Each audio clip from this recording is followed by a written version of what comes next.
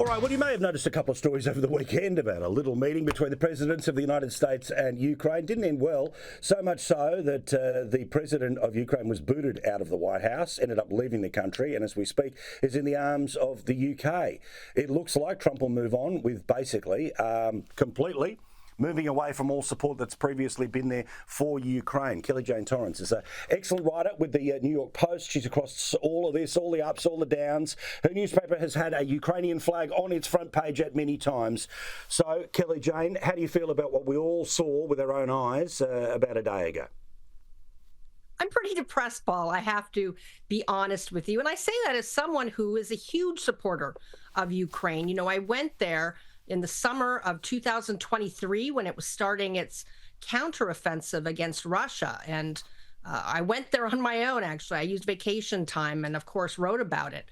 But it's an issue near and dear to my heart. And it's depressing to me how much damage was done to Ukraine in less than an hour with this meeting. Who do you think's most at fault in the meeting? I know that the pressure that was building up, all the rest of it, but it felt like Zelensky had been frustrated for some time. He decided to speak in a certain series of metaphors. Trump then didn't like the metaphors, and then Vance kind of takes it to the next level. You're gambling with World War III. You're gambling with World War III. And what you're doing is very disrespectful to the country, this country. Have you said thank you once? A lot of times. No, in this even entire today, meeting, you said thank even you. Today. You went to Pennsylvania and campaigned for the opposition in October. Offer some words of appreciation for the United States of America and the president who's trying to save your country. If you didn't have our military equipment, have our military equipment, this war would have been over in 2 weeks. In 3 days. I heard it from Putin. In 3 days. Who do you blame, if anyone, for what happened? Well, as you say, Paul, Zelensky was clearly irritated, and he wore those emotions on his sleeve. It was incredible to see how obviously angry and irritated he was, and he wasn't making any attempt to hide those emotions. I mean, this was a high-stakes meeting. I can't say was very impressed with some of the things J.D. Vance said, and I don't think he acted as well as he could have, and I think Donald Trump should have really done all the talking. But I do place the blame, unfortunately, I hate to say this, but it's on Volodymyr Zelensky. This meeting was crucial to him, and he'd been coached, I am told, by a number of Republicans in Congress and other friends of Ukraine on the right, how to handle this meeting. And what he needed to do was smile, say thank you, shake hands, and sign this mineral deal. It was not really that much of a stretch. You know, I get it. In the moment, you get angry, you get irritated. Yeah, but you know what? You're the president of a country at war. You need to hold on to those emotions inside and outwardly do what's best for your country and really for the world in holding Russia at bay. And he utterly failed. And, everyone I know, is just so disappointed with what happened. Even people I know that place the blame on Vance or Trump, even they admit Zelensky did not handle himself well at all. Yeah, absolutely. Now, I've been talking about this all night, that part of our conversation here was to explain how we got here from the Trump and MAGA world point of view, right?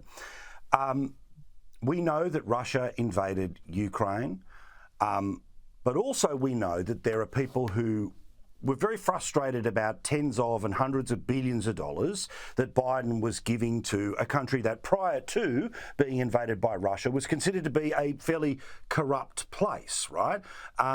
The accounting in and around that money, but also it feels to me like some of the feeling about Trump and MAGA world has nothing to do with Ukraine, and it connects back to trillions of dollars in Iraq and trillions of dollars in Afghanistan.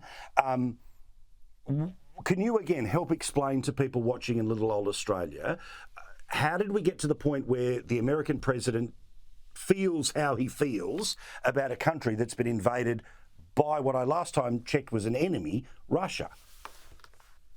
Well, that's a great insight, Paul, and it really does help to explain a lot about how Americans, and especially a lot of those who voted for President Trump, and again, that was more than half the country, the half of voters, feel. Because, yeah, we've had so many long and really disastrous wars in the last, decades here in America, and utter failures. You spent all that money and again, blood and treasure, blood meaning Americans died in Iraq, in Afghanistan. And, what happened was not what was supposed to happen. Those countries clearly, and you look at Afghanistan, what a real disaster that has been for the people there as well, not just for the Americans who died. And, there's a phrase used here a lot, forever wars. And so, the American people are tired of war and they're skeptical of spending their money for foreign wars. And I do also put some of the blame on President Biden. He did not sell aid to Ukraine well at all. He really didn't. He didn't, this really deserved a primetime address from the president. Listen, one of our allies has been attacked by one of our biggest enemies. And this is why we need to help them. And this is what we're going to do. And this is how, and this is again something Biden never spoke to, how to help Ukraine actually achieve victory and not just a stalemate, which is sort of the situation we've ended up. It's really terrible. And my paper, New York Post, begged Biden many times, please sell this war, our support to Ukraine in this better than he did. He did not. And so you've got all of those things coming together. And of course, President Trump was just elected, and he did say he was going to end this. Now, he did not end it on day one as he promised, but of course, even he, I'm sure, knew that was an impossible feat. He's got to bring these parties together. He's got to get deals made, negotiations done. But he did make a promise to end it quickly. And the American people voted for that. And so this is all in the background of what's going on here. Kelly Jane, so good to talk to you. I'm sorry it's under these circumstances. We look forward to reading yourself and understanding America in the pages of the New York Post. All the best, mate. Thanks, Paul.